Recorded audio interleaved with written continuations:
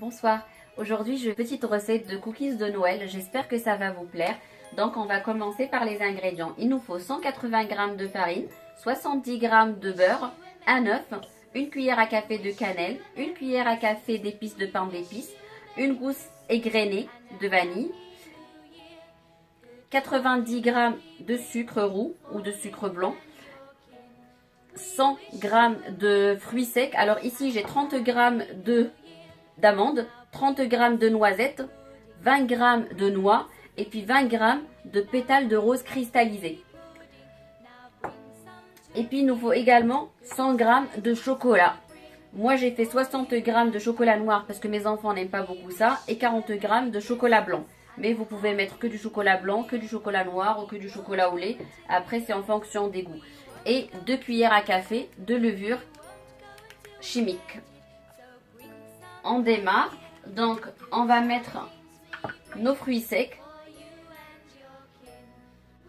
ainsi que nos pétales cristallisés avec le chocolat. Donc là, comme je disais, j'ai fait un mélange de chocolat blanc et de chocolat noir. On va mixer tout ça. 5 secondes. Vitesse 6.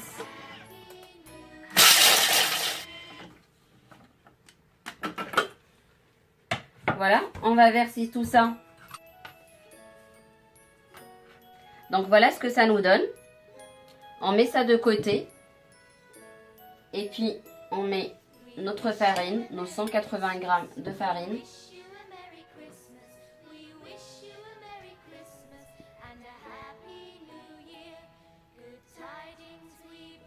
Nos 90 g de sucre.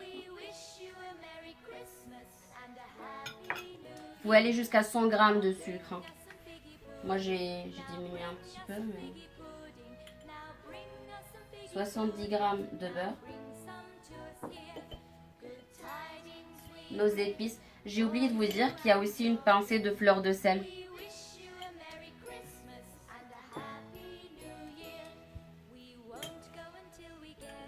Notre œuf.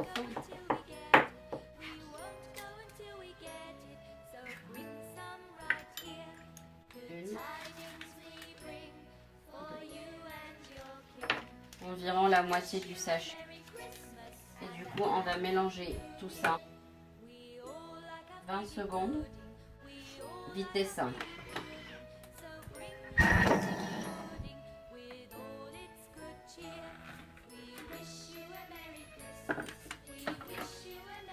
Votre pâte doit ressembler à ça. Et là, on va rajouter nos fruits secs avec nos chocolats et nos pétales cristallisés. Et on va mélanger une seconde fois. À 15 secondes, vitesse 3,5.